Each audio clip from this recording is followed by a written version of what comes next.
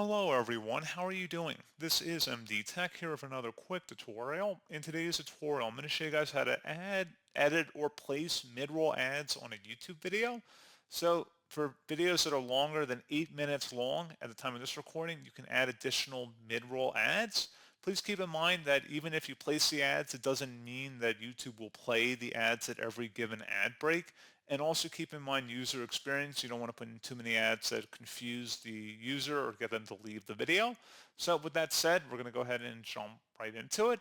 So all you have to do is go to YouTube Studio and select the Content tab on the left side, and then locate whatever video you want to add mid-rolls for. And you can select the little $sign, and then select where it says Review Placement.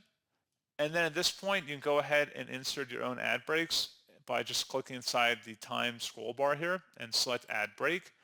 And then once you're done, you can also click on the play button to preview and see how the ad break looks from the viewer's perspective. And then you would select Continue to save that, and then select Save to finalize that change.